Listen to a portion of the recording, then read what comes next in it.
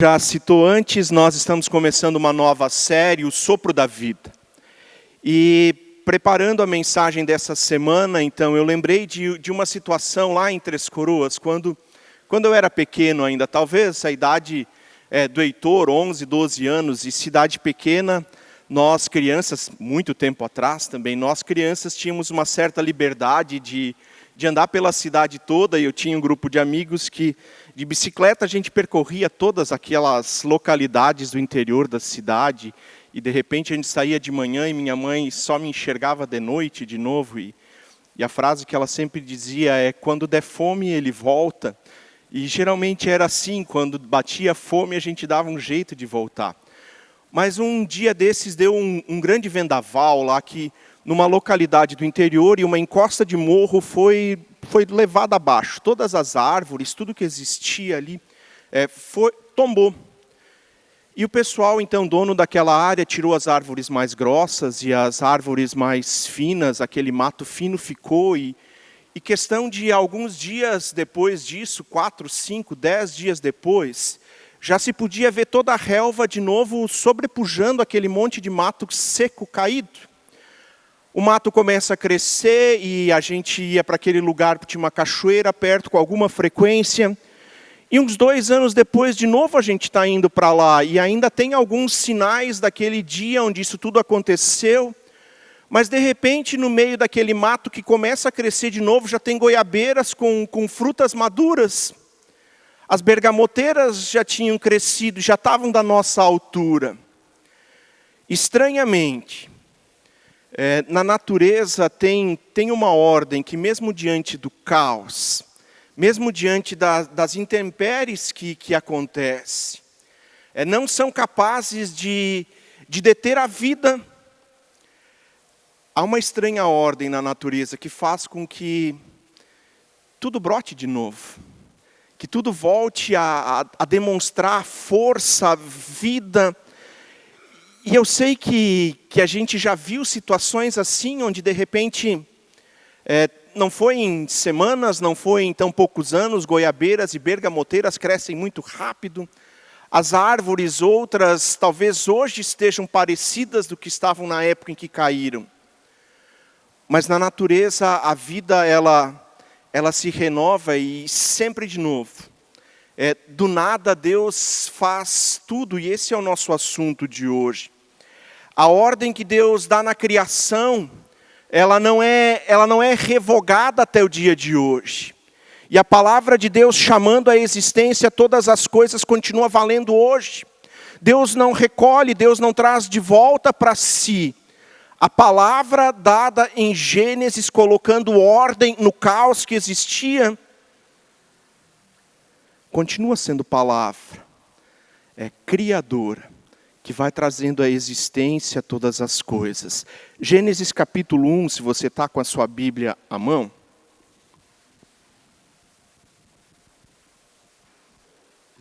Diz assim: no princípio Deus criou os céus e a terra. 2. A terra era sem forma e vazia. A escuridão cobria as águas profundas e o Espírito de Deus se movia sobre a superfície das águas. A terra era sem forma e vazia. Não havia forma alguma no princípio das coisas. E eu nem consigo imaginar isso muito bem, eu não sei como é contigo, mas se eu fechar os olhos e tentar imaginar o caos, a minha memória, os meus olhos estão tão repletos daquilo que Deus criou que é difícil imaginar esse cenário onde nada existia. Eu fecho os olhos e eu lembro das montanhas e vales da minha região.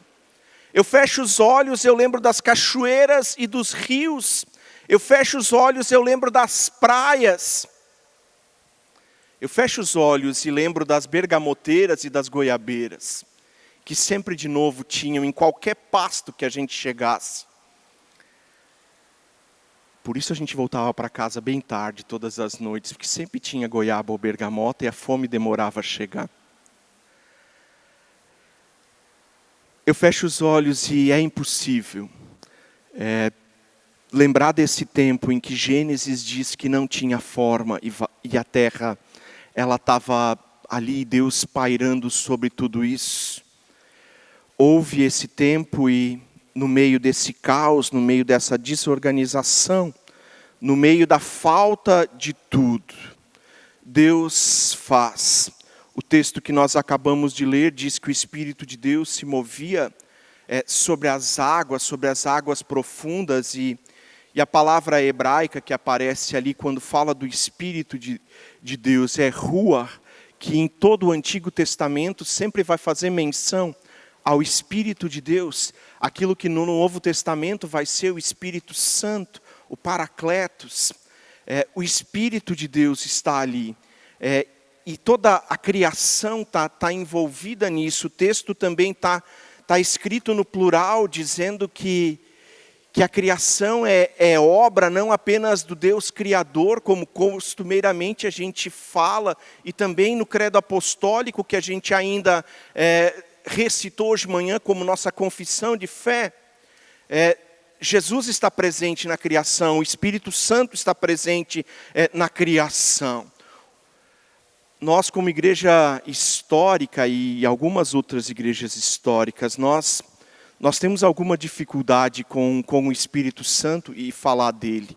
Não uma dificuldade no sentido de não crer nele ou de qualquer coisa assim, mas para nós é um pouco difícil às vezes a gente explicar o Espírito Santo e dizer o que ele faz, porque na nossa cultura como igreja, a gente fala do Deus que cria todas as coisas, a gente fala de Jesus que vem como o nosso Salvador, e parece que a respeito do Espírito Santo nós de vez em quando damos apenas uma pincelada nisso. É também comum que a gente não fale muito daquilo que a gente não tem domínio, daquilo que a gente não experimentou, daquilo que é mais difícil para a gente explicar.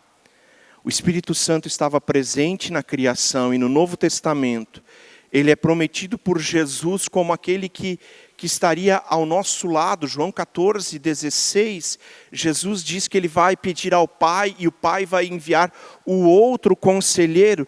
E essas duas palavras, se nós guardarmos isso, nós teremos entendido uma boa parte do que o Espírito Santo é e quer fazer na nossa vida.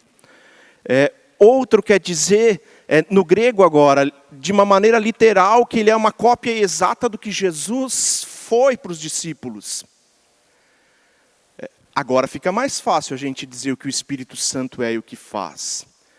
Porque de Jesus nós temos 4 evangelhos falando da vida dele, dizendo como ele se portava em algumas situações, quais eram os conceitos de vida dele, da relação dele com o Pai e de todas essas outras coisas. Agora Jesus diz o Espírito Santo que o Pai vai enviar, é o outro igual a mim. E Jesus diz que ele é o conselheiro, em algumas versões, outras versões vai falar de ajudador, depende de que Bíblia você tem. E a palavra, como eu disse antes, então no grego é paracletos, que significa literalmente alguém que foi chamado para ficar do nosso lado. Algumas vezes essa palavra é traduzida por advogado, que na época em que o Novo Testamento é escrito, podia ser qualquer pessoa que estivesse no julgamento, que alguém trouxesse para perto de si, dizendo, olha, o Osmair vai argumentar em meu favor.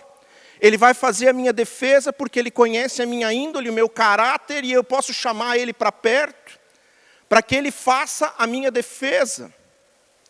Jesus está dizendo, o outro é conselheiro, ajudador, como nós quisermos traduzir essa palavra. O Espírito Santo é esse.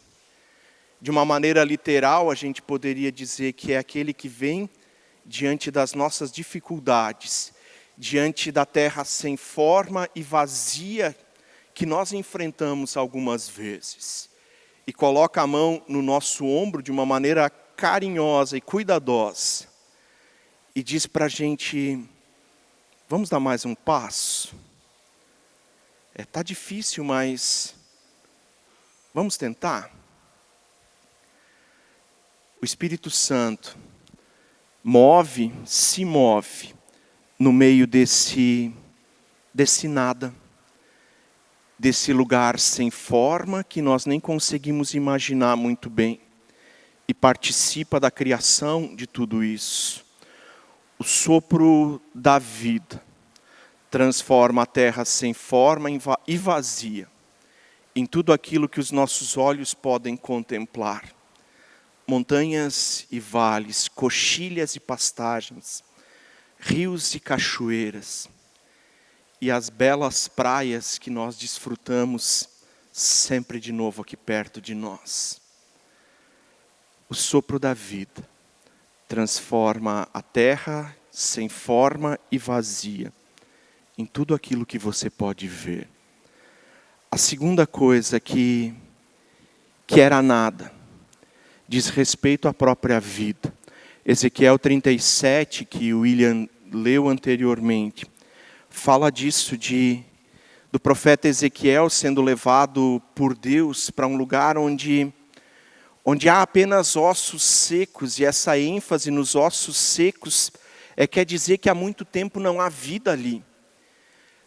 Os ossos de qualquer ser vivo levam um certo período para que eles sejam apenas os ossos, para que todo o resto seja consumido.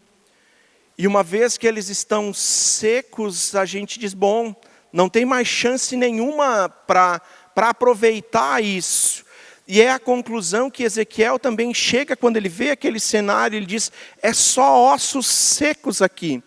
Faz muito tempo que não há vida, faz muito tempo que nada acontece, que isso é um monte de nada. E Deus pergunta, e aí? O que você acha? Será que esses ossos secos podem novamente ser portadores de vida? E Ezequiel, e provavelmente nós também diríamos igual, Senhor, tu sabes, se tu quiseres. E Deus diz, eu quero. Profetiza. E o texto diz então que de repente começam a ouvir barulhos de ossos se debatendo. Filme de terror às vezes mostra isso, né? Aquele monte de ossos fazendo barulho. E de repente ele olha para o lado, aqueles esqueletos montados, e a carne vai crescendo, e tem músculos e tendões, mas eles ficam estáticos, eles ficam parados ali.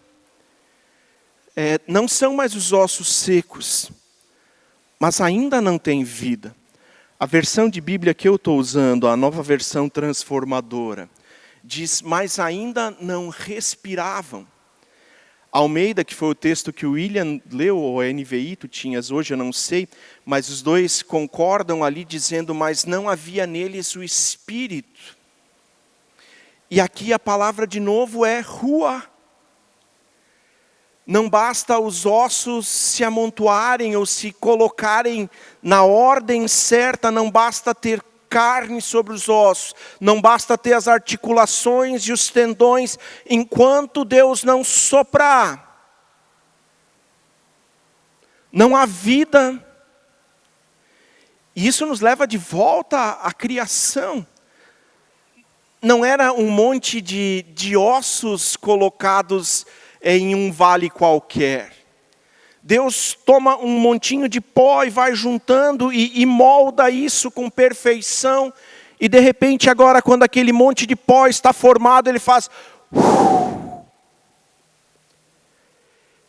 E tudo acontece. Do nada, tudo se faz. Não havia vida. Num monte de pó, num saco cheio de ossos. Esses ossos podem voltar à vida? Podem. Basta que Deus coloque fôlego de vida. Basta que Ele sopre. O texto termina dizendo que é um grande exército que depois está vivo. Onde Deus sopra. Ainda que não haja vida no primeiro momento, tudo se faz novo. O sopro de vida traz vida a um montinho de pó, a um amontoado de ossos secos. Terceira coisa que não havia salvação. O ser humano, criado à imagem e semelhança de Deus, que recebe do fôlego de vida do próprio Deus, criado à imagem e semelhança, recebe uma ordem muito simples: cuidem de tudo isso, administrem, se multipliquem, mas tem lá uma árvore, a única, 10 milhões de frutas diferentes que eles podiam comer, a cada dia uma fruta diferente. Mas naquela vocês não podem ir. Disse não, batata, né? Aguça a nossa curiosidade, isso ainda hoje é assim. Se a gente ouve um não, parece que todo o nosso corpo se torce justamente naquela direção, porque é lá que a gente quer aprontar alguma coisa. Bom, eu estou falando talvez mais de mim do que de vocês.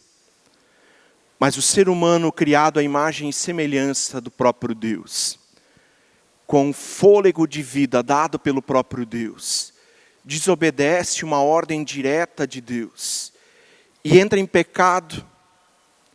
E a partir daquele momento não há salvação, por mais que o ser humano se esforce, por mais que ele apresente as suas virtudes, nada disso é suficiente para que ele retorne a esse lugar de comunhão plena com Deus.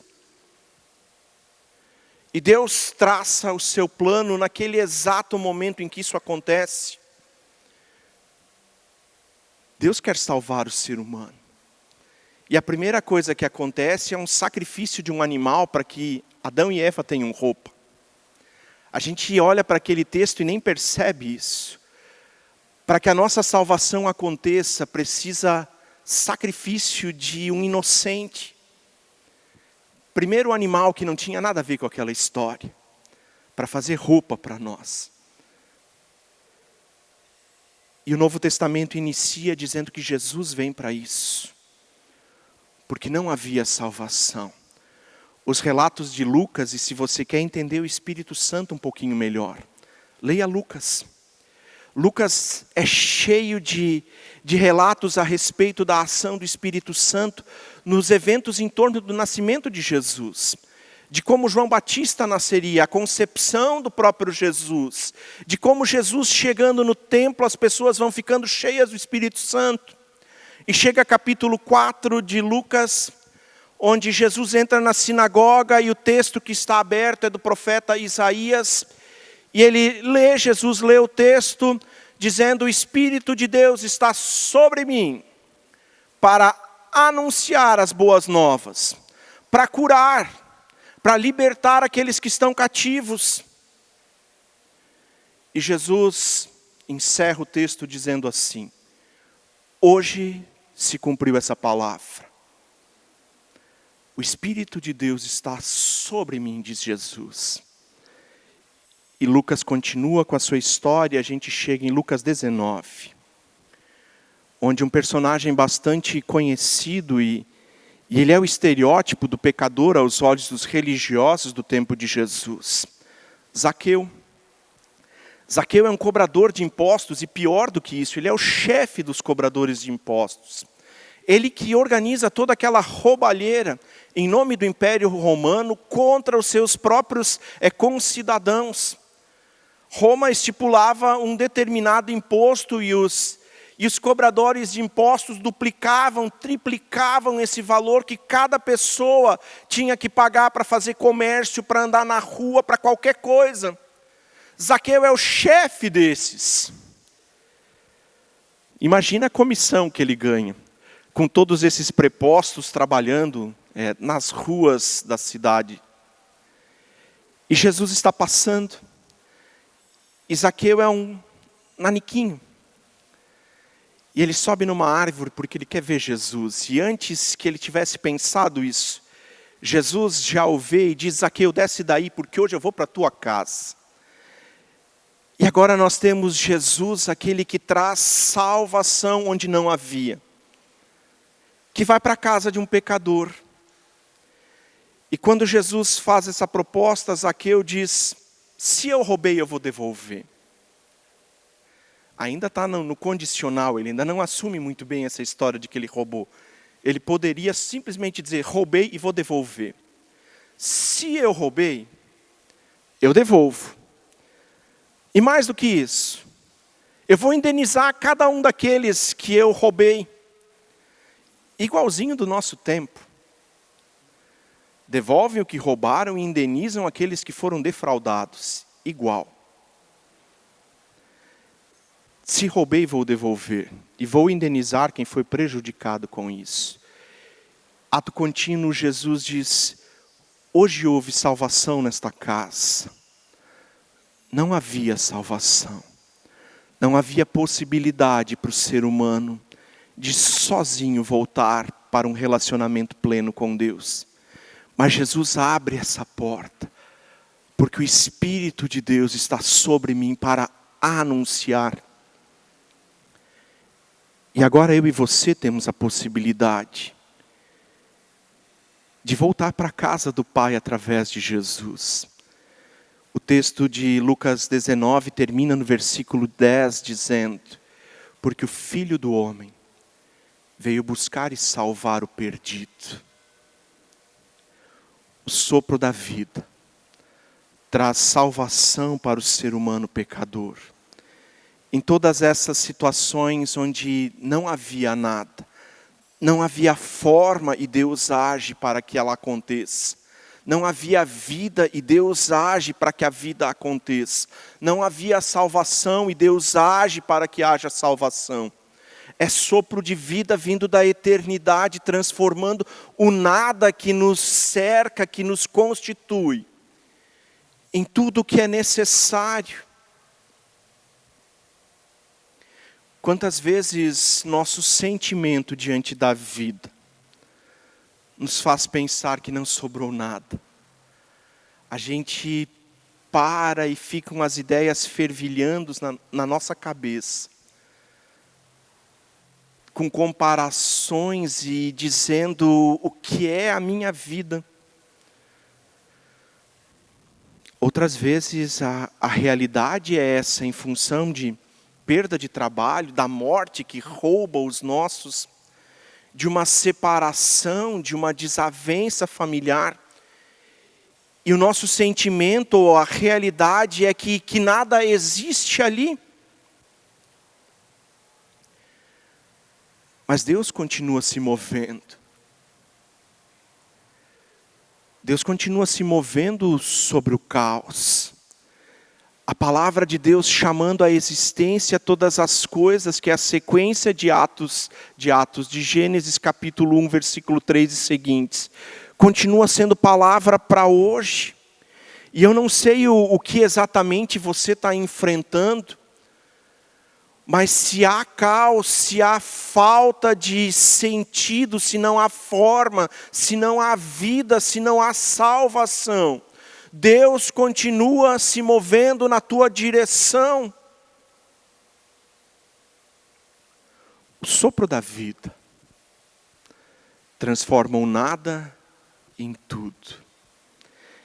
Eu acho curioso, e teve uma situação já esse final de semana, que eu não posso contar ela, mas eu acho curioso como a gente se coloca diante da palavra com o desejo de transformar o nada que existe em algo de valor, e de repente Deus simplesmente de novo sopra. E aquela névoa vai se dissipando, que nos faz não perceber a realidade de uma maneira plena, e ela se dissipa, e quando de novo os nossos olhos se voltam para aquela situação, Deus transformou isso. Só precisa uma palavra dele, só precisa um sopro, para que ele reordene tudo na tua e na minha vida. Poucas vezes, Deus nos despede com o seu silêncio, diante da nossa angústia, diante do nosso lamento, diante do nosso desejo de fazer diferente. Te coloca diante de Deus, dizendo: não tem forma, não tem vida. Talvez até mesmo você tenha que dizer ainda: não houve salvação.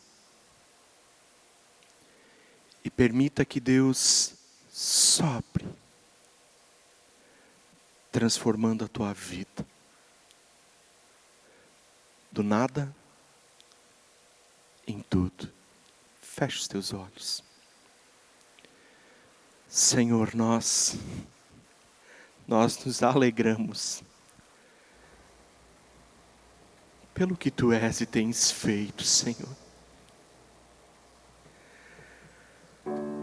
Envia Teu Espírito sempre de novo, como esse sopro suave que inunda a nossa vida e coração, que vai de dentro para fora, transformando todas as nossas situações, todo o nosso nada, em tudo. Dá forma, Senhor, à nossa vida. Dá vida ao monte de ossos que restou. Produz salvação que nos leve a confessar os nossos pecados, a restituir aqueles que nós prejudicamos e a caminhar contigo. Esse é o desejo do nosso coração. Não nos deixa perder a palavra que foi única e exclusivamente para nós nesta manhã. Que ela germine, cresça e produza frutos para a Tua honra e glória em Cristo Jesus. Amém.